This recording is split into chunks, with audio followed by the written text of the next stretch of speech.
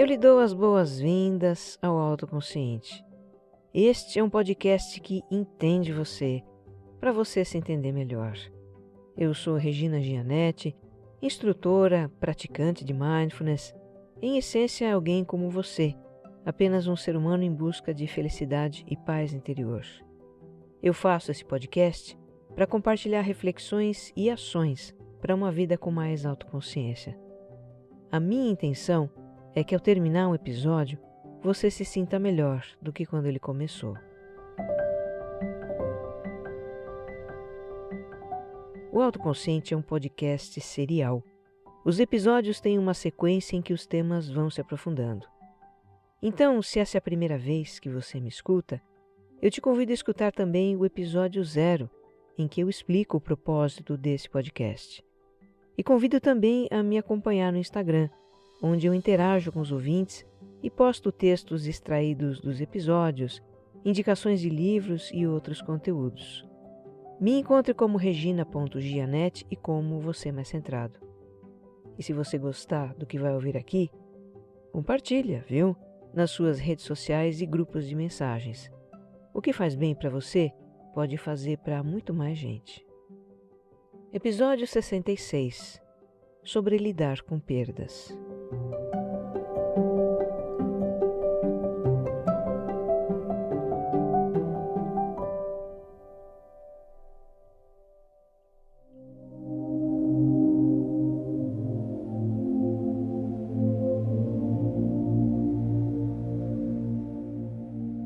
Esse é um tema que de vez em quando algum ouvinte do podcast pedia. Um tema que estava há tempos no meu radar. Mas aí entrava um outro e mais outro, e lidar com perdas ia ficando para depois, para sei lá quando. O que é muito emblemático, né? A gente tende a fugir mesmo desse assunto porque mexe conosco, faz lembrar ou pensar em coisas tristes. Mas, ultimamente, com tudo que anda acontecendo neste ano de 2020, o tema perdas ficou mais em evidência.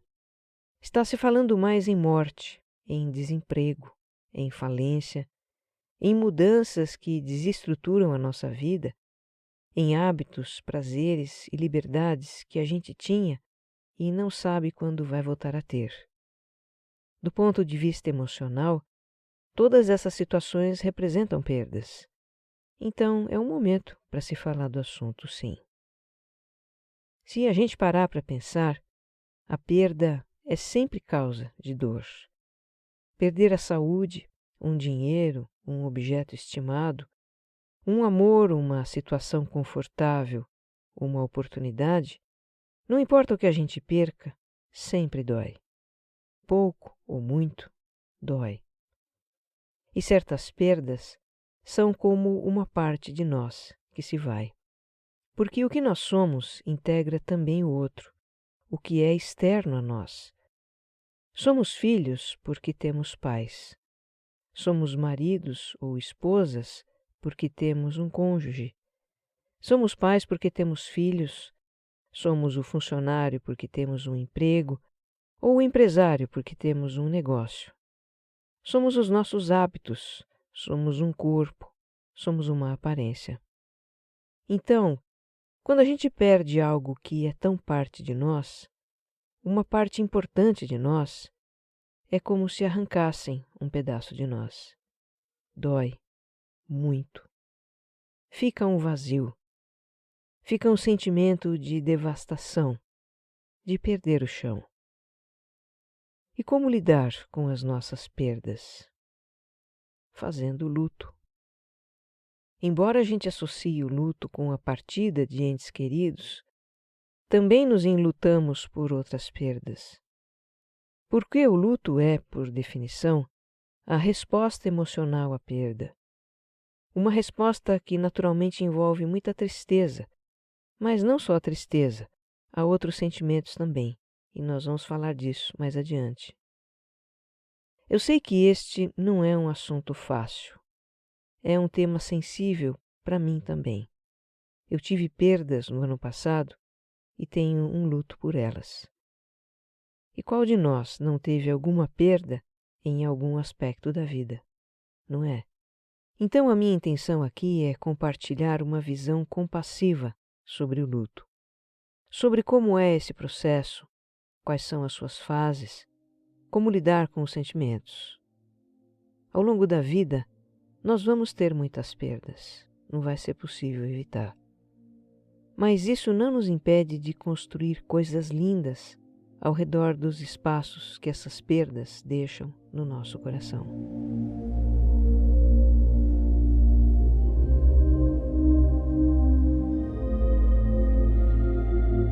O luto é um processo natural da vida, que o ser humano experimenta desde sempre.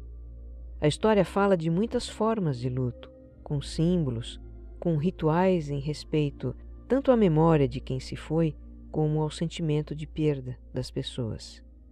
Ainda hoje, culturas mais tradicionais guardam seus costumes de luto. Mas muito do que se fazia antigamente se perdeu, ou perdeu o sentido nos nossos tempos pós-modernos. A ditadura da felicidade que existe hoje, que não dá espaço para a tristeza, que diz que a gente tem que ser feliz o tempo todo, ela faz o luto ser quase que algo clandestino, algo a ser camuflado. Tem também a cultura do positivismo acima de tudo, da superação a todo custo, do levanta, sacode a poeira e dá a volta por cima, do você tem que vencer a tudo. E tem ainda a ideia de acelerar as coisas, de queimar etapas, que é muito típica também dos nossos tempos apressados. Tudo isso atropela o luto e faz a gente querer sair andando depois do atropelamento. Eu estou aqui me lembrando de quando uma amiga me contou sobre o seu luto pela perda da mãe, que já estava quase há um ano muito doente. Dias depois que aconteceu, a minha amiga voltou a tocar sua vida, a trabalhar e tudo mais. Mas a vida social, a presença nos aniversários da família, as saídas para se divertir, isso ela levou meses para retomar, porque ainda chorava quase que diariamente. A sua vontade era de ficar recolhida e não ir a festas. E os parentes pareciam não entender isso. Eles viviam dizendo que ela precisava se divertir, que precisava superar a tristeza. A minha amiga se sentia incompreendida pela família. Eu preciso desse tempo, ela me disse. Sim, o luto leva tempo. E é preciso respeitar esse tempo. É o que diz o americano David Kessler, um reconhecido psicólogo especializado em luto. Ele defende que as pessoas vivenciem naturalmente os seus sentimentos de perda e diz: é esperado que você sinta tristeza depois de um divórcio. É esperado que sinta tristeza quando alguém morre. Nossa cultura nos diz que temos que escalar montanhas e atingir o topo de tudo. Mas a vida não tem só montanhas, tem também vales. E precisamos atravessar os vales da nossa existência. O David Kessler também aponta um outro traço da nossa cultura que complica o processo de luto, que é o julgamento para com as emoções. Por exemplo, achar que não temos o direito de nos sentir tristes porque um parente de 80 anos partiu, enquanto alguém chora a morte de uma criança. Tentar nos convencer de que era apenas um animal de estimação, quando o nosso coração está despedaçado. Sentir revolta por uma perda e nos criticar porque esse sentimento não é adequado. Então o David insiste para que as pessoas acolham seus sentimentos pela perda, seja a tristeza, a revolta ou o que for, e que ignorem os comentários e julgamentos da mente sobre os sentimentos.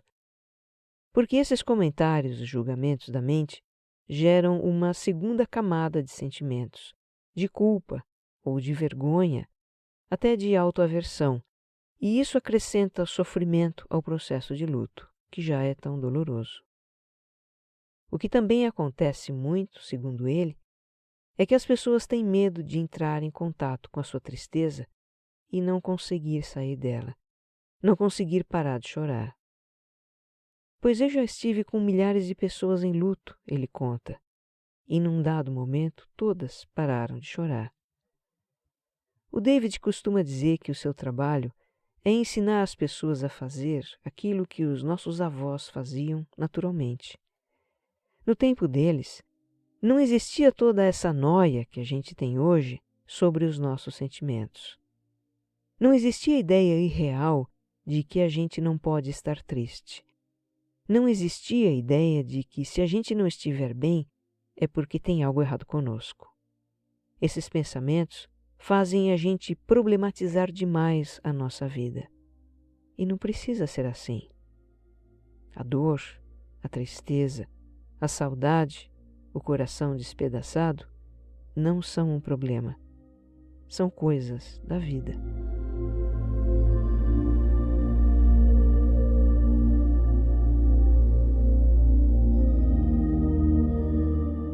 Tempos atrás, o David Kessler trabalhou com uma psiquiatra chamada Elizabeth Kubler-Ross.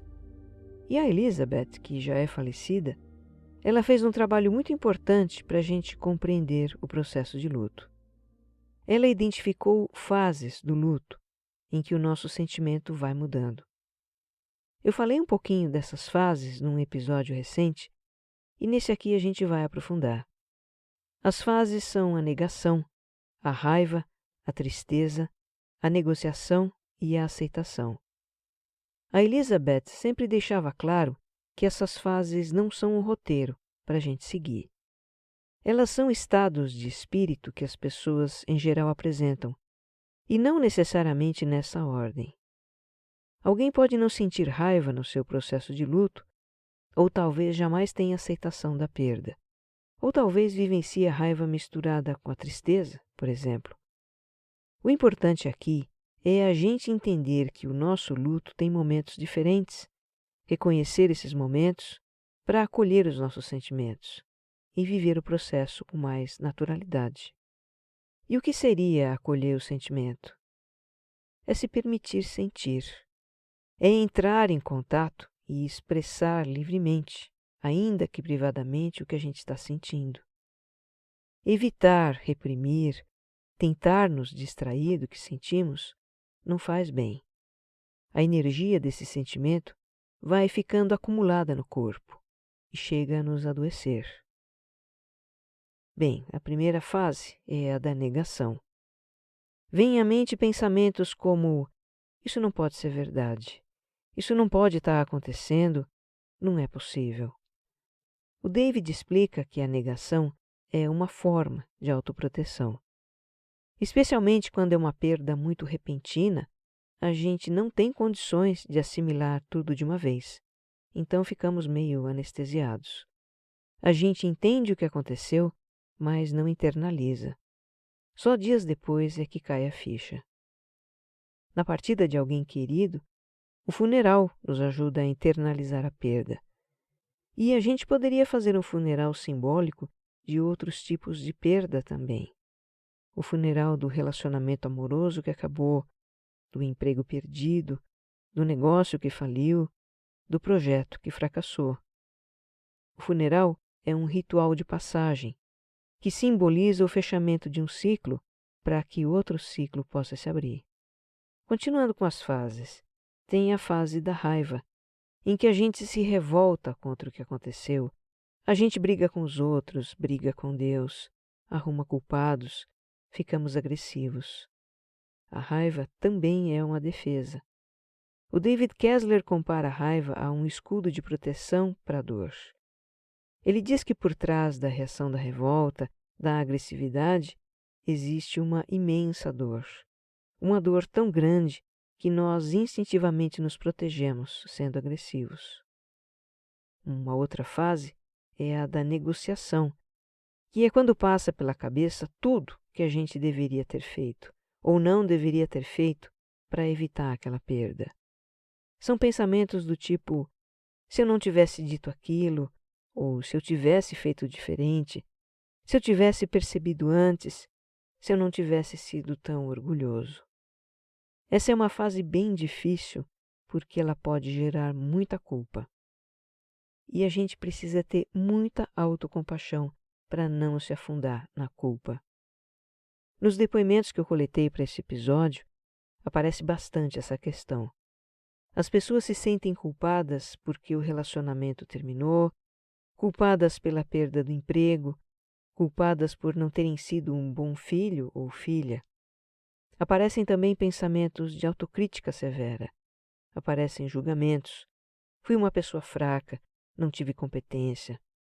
Aparecem sentimentos de fracasso. Tudo isso está ligado à culpa, e a culpa acrescenta um enorme sofrimento pela perda.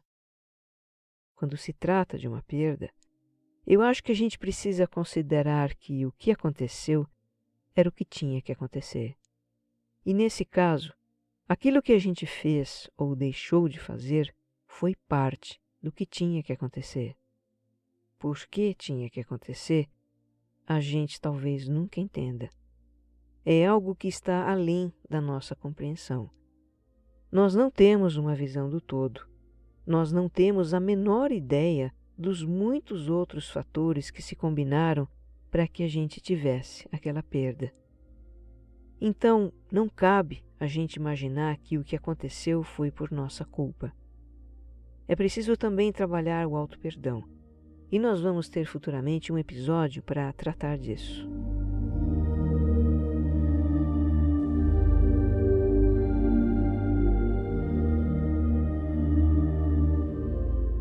Voltando às fases do luto, nós temos a fase da tristeza. É a dor, é a falta, é a saudade, é o vazio, é tudo isso junto. Para mim, a sensação é de que a ferida do que foi arrancado, ela sangra. E a gente precisa chorar. Chorar, chorar para sangrar a tristeza, até não ter mais o que sair. Só o choro pode aliviar a tristeza. Na minha experiência, a tristeza do luto vem em ondas. No começo, as ondas são fortes e vêm toda hora. E com o tempo, as ondas vão ficando mais mansas e mais espaçadas também. No ano passado, eu perdi 2 filhinhos caninos. Em março foi a Pituca. Ela estava muito idosinha já. A gente estava se preparando para a partida dela e foi uma partida suave. Foi uma bênção a forma como ela se foi. Nós sentimos muito, mas nos conformamos. E como ainda tinha o Tico, todos os mimos, carinhos e atenções foram para ele. Para mim, o Tico, de certa forma, preencheu a ausência da Pituca. Sei que eu já era apegada a ele, e fiquei mais ainda. Eu pensava que ele ia ficar mais uns 5 ou 6 anos com a gente, mas em outubro apareceu uma doença muito agressiva e em pouco tempo ele se foi. O luto do Tico reacendeu o da Pituca. E foi muito difícil. Eu entrei direto na tristeza e no meio dela passei pela fase da negociação também.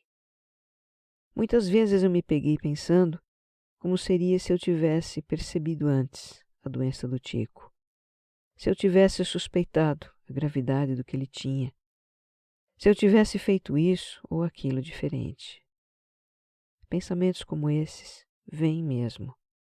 É a nossa mente tentando explicar o que aconteceu, querendo voltar o filme da vida para trás e mudar a história. Foi muito importante eu entender isso e praticar a atitude de deixar ir os meus pensamentos, porque nada do que eu pudesse pensar poderia trazer o Tico de volta. No começo eu senti uma tristeza aguda em vários momentos do dia.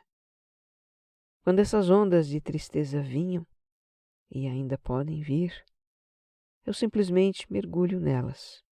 Eu choro e em algum tempo elas passam. Aí eu respiro fundo, eu lavo o rosto e continuo o meu dia. Eu sei que conforme o tempo foi passando, eu me acostumei com a ausência deles. O mar do luto se acalma. As ondas se tornam mais espaçadas e também mais mansas. Recentemente nós adotamos a Tequila e o Johnny Walker, mas eu sinto ainda falta do Tico e da Pituca. O David Kessler observa que no luto é muito comum a gente ter pensamentos com as palavras nunca ou sempre. Nunca mais vou amar alguém. Nunca mais vou ter um emprego tão bom. Nunca serei feliz de novo. Vou carregar esse vazio para sempre. Vou sentir essa dor para sempre. O que ele diz é que a gente esteja muito atento a pensamentos que têm essas palavras, nunca ou sempre, e que não alimente esses pensamentos que tornam definitivos os nossos sentimentos. Porque os nossos sentimentos mudam. A dor se abranda. A tristeza se torna saudade. Pode se tornar gratidão por lembranças felizes. O coração partido pelo fim de um relacionamento, ele pode se recuperar e nunca perde a capacidade de amar. Se a gente diz que nunca vai amar de novo, estamos nos fechando para a possibilidade de um novo amor. E fechados é que não vamos amar mesmo. As palavras nunca e sempre também não se aplicam às situações. O fato de perder um ótimo emprego não significa que nunca mais teremos um outro ótimo emprego. O fato de falir uma vez não decreta o fim da carreira de empreendedor. Nada na vida é permanente. Nem a existência daquilo que a gente ama, nem o desalento pela perda do que a gente ama.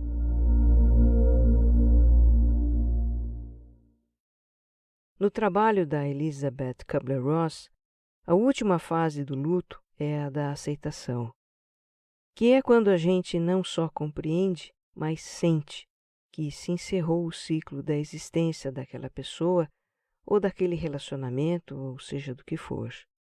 Aceitar é poder dizer assim é e estar em paz com isso. O que não significa que a saudade desapareça, que a ausência deixe de ser sentida, que a gente esqueça completamente daquela existência. Como diz o David Kessler, o luto não é um processo que termina. Vamos lembrar que luto é a resposta emocional à perda. Então o que acontece ao longo do tempo é que essa resposta se transforma. O sentimento com relação à perda muda e de alguma forma ela sempre vai ser sentida. O espaço que aquela perda deixou sempre vai estar lá, no nosso coração. Agora, quanto tempo leva da perda à aceitação? Será que um dia a gente vai poder falar daquela perda sem sentir dor? Isso vai depender de cada um. Cada pessoa responde de um jeito. Não existe um padrão, uma coisa do tipo, o luto leva 6 meses, o luto leva 1 ano. Não existe uma forma de saber se a dor de um é maior que a dor de outro. O luto é uma experiência pessoal. Não cabe a gente fazer comparações. Tudo que nos cabe fazer, como diz o David Kessler, é honrar o nosso próprio processo de luto. É respeitar os nossos sentimentos. Na teoria da Elizabeth, a aceitação da perda é a 5ª e última fase do luto. Ela faleceu em 2004 e o David deu continuidade ao trabalho dela. Nos últimos anos, ele vinha se perguntando o que poderia vir depois da aceitação. Estava pesquisando sobre isso. E a resposta veio com uma experiência de luto dele próprio. O David perdeu seu filho caçula de uma forma trágica. Ele tinha só 21 anos. Sem comentários sobre o que ele deve ter passado, né? Por meses ele parou com tudo que estava fazendo. E aí, numa tarde, organizando papéis no seu escritório, ele reencontrou uns estudos que estavam parados sobre a obra do Viktor Frankl. Frankl foi um neuropsiquiatra austríaco que sobreviveu a um campo de concentração nazista na Segunda Guerra e fez um trabalho lindo sobre o sentido da existência. Mas, enfim, vivendo ele próprio uma perda devastadora, o David Kessler teve um insight do que seria a 6ª fase do luto: encontrar um sentido. Não um sentido para a perda, mas um sentido para o que a gente faz a partir da perda. E o que ele próprio fez foi desenvolver essa ideia. Com a permissão da família da Elizabeth, ele incorporou a sexta fase do luto, encontrar um sentido. E hoje faz um trabalho mais completo e mais profundo, ajudando pessoas a vivenciar seu luto. É muito lindo isso, né? Quem também, de certa forma, fala de encontrar um sentido para o que a gente faz a partir da perda é a psicanalista brasileira Maria Lúcia Homem. Num dos vídeos dela no YouTube, a referência vai estar lá no meu Instagram, a Maria Homem fala que a elaboração do luto passa por aceitar a perda e incorporar em nós um traço de quem a gente perdeu, ou por morte ou pelo fim de uma relação. Ela diz assim: você começa a fazer algo que o outro fazia ou ele queria que você fizesse. Você começa a fazer ginástica, vai aprender uma língua, muda o seu estilo. Sem se dar conta, você está carregando um traço que era do outro, uma forma de falar, uma expressão dele. Você vai cumprir um desejo inacabado do outro, vai escrever um livro, vai pintar um quadro. Olha, nos depoimentos que ouvintes deixaram no meu Instagram, tem vários exemplos disso. De dar um sentido para o que a gente faz depois da perda ou de incorporar algo da experiência da perda. São todos muito lindos e aqui eu vou compartilhar um pouquinho deles com você. Tem o do Fábio.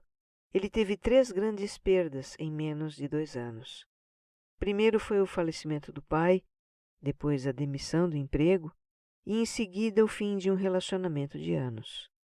Foram tempos muito duros, que deixaram cicatrizes emocionais e ansiedade, e fizeram Fábio buscar formas de se autoconhecer. Fui em busca da meditação e da espiritualidade humanista. Me converti ao budismo. Isso me ajuda a me compreender, a lidar com situações adversas e pessoas, ele diz. A Selene teve a perda da audição quando estava no auge de uma carreira executiva. Eu que liderava pessoas numa área extremamente agressiva como a de vendas, me vi tendo que aceitar que ficaria surda.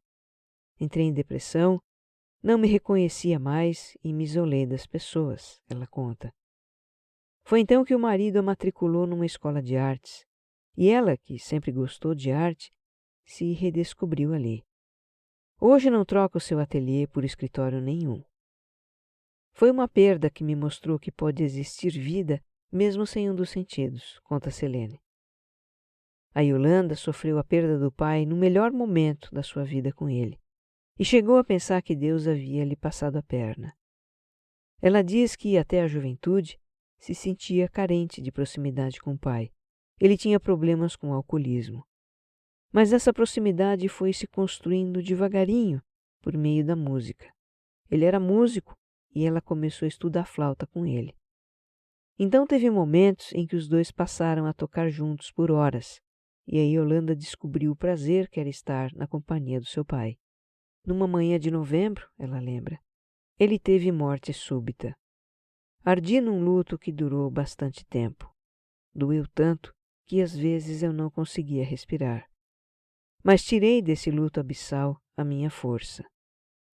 A Yolanda diz que se revelou com a perda do pai justamente quando ela achava que o tinha encontrado. Entrou para uma escola de música para ressignificar a sua dor, e isso suavizou o luto. Pôde apoiar a sua mãe e se pacificou com Deus.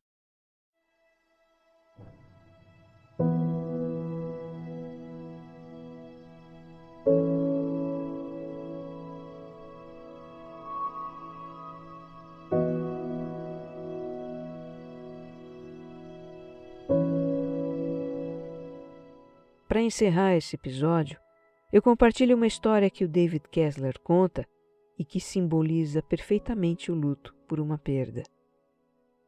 Quando ele visitou pela primeira vez a cidade de Hamburgo, na Alemanha, que é muito antiga, tem mais de 1200 anos, ele ficou muito impressionado com a modernidade de Hamburgo, que é um grande polo econômico da Alemanha. E apesar da antiguidade da cidade, parece tudo muito novo ali. Então explicaram para o David que a cidade tinha sido reconstruída depois da Segunda Guerra Mundial, que a deixou devastada. E aí disseram que ele tinha que visitar uma certa igreja de São Nicolas. E essa igreja de São Nicolas, ele conta, é uma construção em ruínas. Ela foi deixada do jeito que ficou depois de um bombardeio em 1943, como um memorial de guerra. Para o David, essa igreja é uma metáfora do luto. Com a perda do meu filho, uma parte do meu coração foi devastada também. É uma parte do meu coração que honra a sua memória. Esse buraco nunca vai ser preenchido até eu estar com meu filho novamente. Mas isso não significa que eu não possa construir uma cidade incrível ao redor da minha São Nicolas, diz o David. Encontrar um sentido para o que a gente faz depois da perda é bem isso. É construir coisas lindas ao redor dos espaços sagrados deixados pelas perdas no nosso coração. Que você esteja em paz. Um abraço.